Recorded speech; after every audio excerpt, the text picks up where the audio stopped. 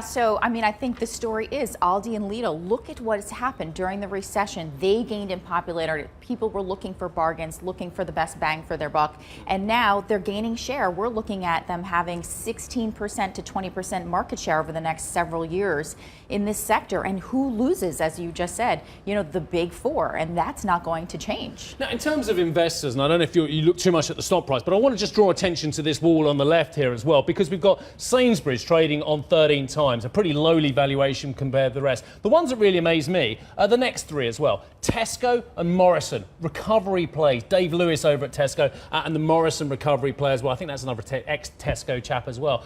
19 times forward. So the market's valuing those two incredibly on the back of a recovery, which... Is it happening or not? Yeah, I mean, and that's you look at these multiples, and I would throw in Marks and Spencer to that and say, hey, these are turnaround stories in the market, but we're not seeing the turnaround here. So these are hopium stories, and I would argue that with Aldi and Lidl continuing to battle, we're just looking at multiples that are potentially too big of a premium here. So, Stacey, one of my bet noirs, one of the things that irks me and I don't quite get is the valuation of a retailer that does online, that does technology, as opposed to an online technology company that does retail. And let's have a look at that valuation, if we can, on the right of Ocado. No, that is not a mistake. We haven't missed out a decimal point. It is trading at 140 times forward as well. So here's the thing. If you're a technology company doing retail, you get a 10 times multiple pretty much, or 8 times, 9 times multiple on your valuation as well.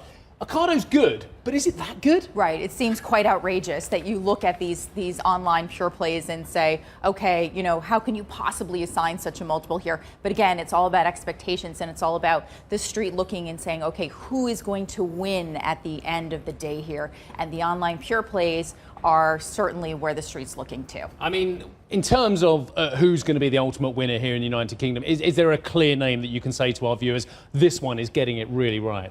Well, I think Sainsbury is certainly making progress here. But again, Aldi and Lidl are still going to be nipping at the heels of the big guys, and it will continue to lead to price wars and erosion of margins in the sector, and that's the big story. Okay, talking about price wars, let's switch to the United States now. So that's the UK story. It's the same thing. I heard a story about Doug McMillan getting all his wholesalers down to Arkansas and saying, guys, across the board, I need 15% off all you got. Now, whether Doug can do that, and Doug's a talented guy, I've met him, I'm very impressed with him as well, but he's got that, and he's going to have this as well. Ahold Delhaize, combined company now, looking pretty good now in the United States. Dick Ball going after more market share. Plus, Aldi and Lidl are growing their market share as well.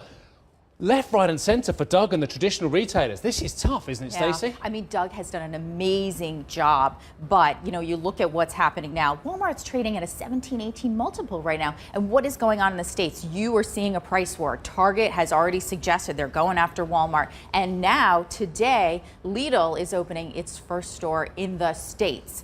Quite ironic. Kroger, the grocery store play, is reporting earnings today, the day Lidl is opening. They're one of the ones that are most at risk here. And Walmart is too, with half of their business in grocery. I mean, look, when I look at some of the traditional names, and I'm not just talking about wholesaling groceries here, I'm talking about departments, especially department stores. I'm looking at Sears, I'm looking at Nordstrom, I'm looking at Macy's. I'm seeing pain to the left, pain to the right. It makes the UK retail story not look so bad. I mean, are they in terminal decline? Have I missed something? You know what? So the street is looking for about 20 to 25% mall reduction in the United States. I'm calling 20 to 25% in the footprint. I'm calling for 40%. I think the street is wrong on this one. That is a cataclysm for you. It is a major... Well, hang on, not just even the retailers, because they can adapt maybe. For holders of property development assets and CRE across the board, which has a retail exposure, that is a chiming of a huge bell, isn't it? It's a disaster for the REITs, and we've seen, obviously, the REITs take it on the chin. Yeah. You've seen traffic just declining at double-digit rates in the States. I mean, the UK, again, as you said, looks like Disneyland compared to the United States right now. But I think we need more store closures here. And again, the price wars, whether it's in apparel or grocery, it's just continuing. You'll see margins continue to come down in the sector. We've already seen about 3,000 stores in the United States close this year alone.